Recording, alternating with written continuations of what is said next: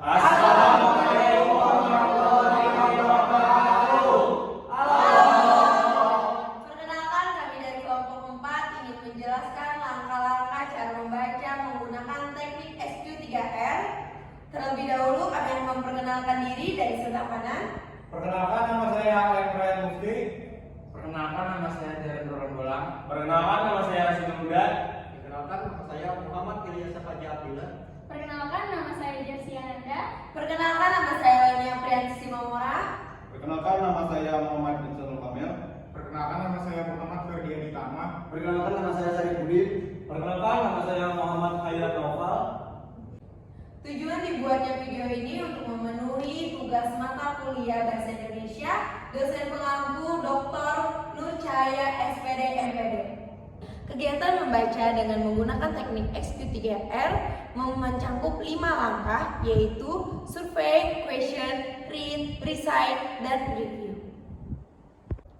Untuk langkah yang pertama, yaitu survei, akan dijelaskan oleh Ilyasa. Survei adalah melakukan penelaahan atau pendahuluan dengan mengenal keseluruhan anatomi buku. Buku ini yang berjudul Matahari yang Takut Tenggelam. Halaman selanjutnya ada penulisnya adalah Eis Anissa R yang diterbitkan oleh Guepedia, cetakannya tahun 2019. Halaman selanjutnya ada kata pengantar. Selanjutnya ada daftar isi dengan jumlah halaman 153. Bagian belakangnya terdapat sinopsis. Selanjutnya, question akan dijelaskan oleh Jerry. Question memberikan petunjuk untuk menyusun pertanyaan-pertanyaan yang jelas, singkat, dan relevan. Pertanyaan pertama, kenapa penulis ingin menjadi seorang penulis buku? Pertanyaan kedua, mengapa Okta ingin melupakan Fadi saat di SMA? Pertanyaan ketiga, apa makna judul dari buku ini? Lalu, read akan dijelaskan oleh Ferdi. Read, membaca secara aktif dalam rangka menjawab pertanyaan-pertanyaan yang tersusun. Saya akan menjawab pertanyaan dari Darren, yaitu kenapa sang penulis ingin menulis buku. Bisa kita temukan di halaman belakang buku, yaitu tentang penulis. Bahagianya sederhana, berharap bisa memberi banyak manfaat bagi orang lain. Baginya, menulis adalah satu-satunya cara untuk menikmati hidup.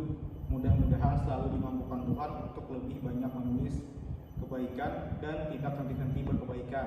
Amin. Yang kedua,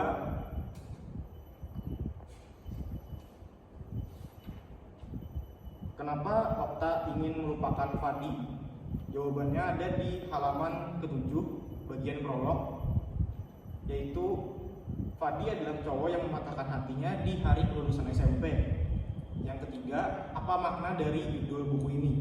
Matahari yang Takut Tenggelam.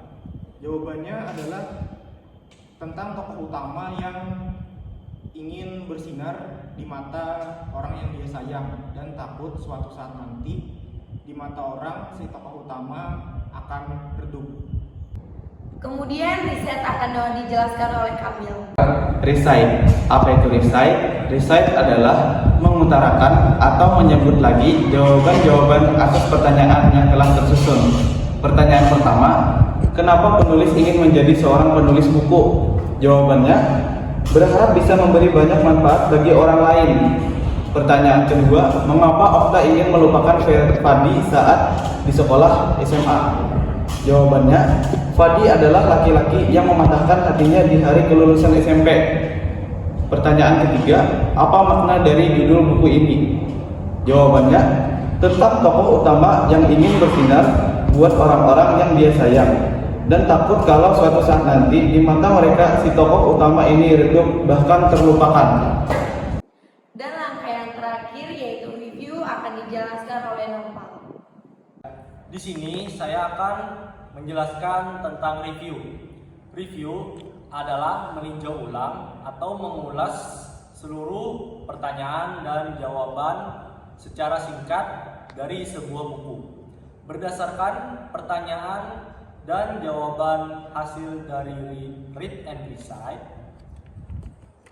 Jawaban dari pertanyaan read and recite sudah sesuai karena jawabannya sudah ada di dalam buku ini.